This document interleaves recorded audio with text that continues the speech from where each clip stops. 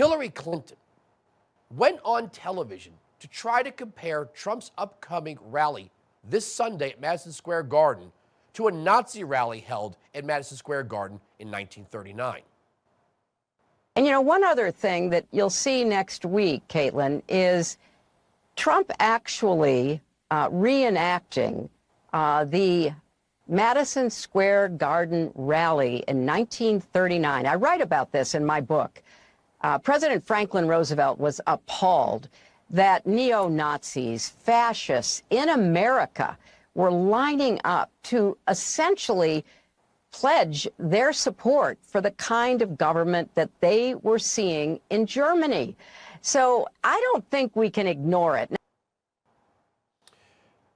There's something that the former Senator, Secretary of State, and First Lady, and twice defeated presidential candidate should know.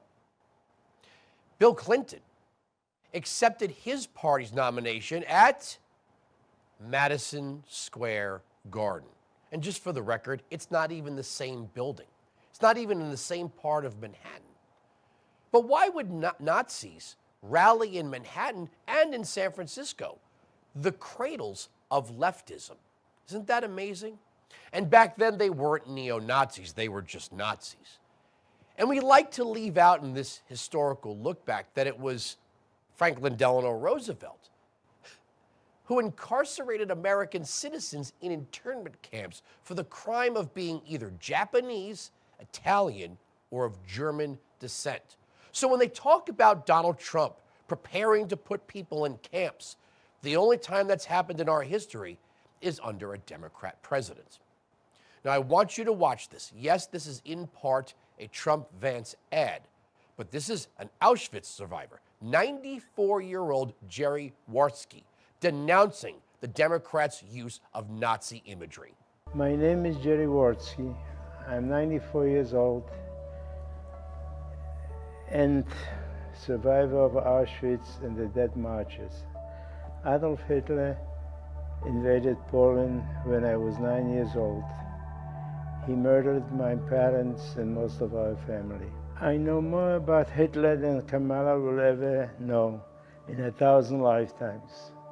For her to accuse President Trump of being like Hitler is the worst thing I've ever heard in my 75 years living in the United States. I know President Trump, and he would never say this, and Kamala Harris knows this.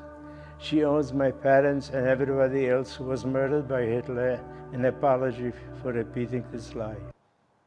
I don't think you get more powerful than that. Donald Trump is not committing genocide. He is not putting people in death camps and gassing them because of their religious faith. To actually compare Donald Trump to Hitler, as he says, is to not know Hitler. And Kamala Harris, by the way, isn't even leading in the polls against Hitler.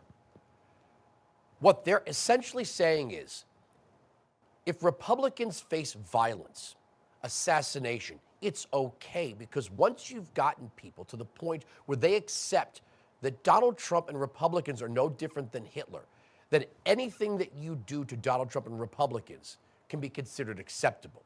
That is the reason why they're comparing Trump to Hitler, and that's my argument.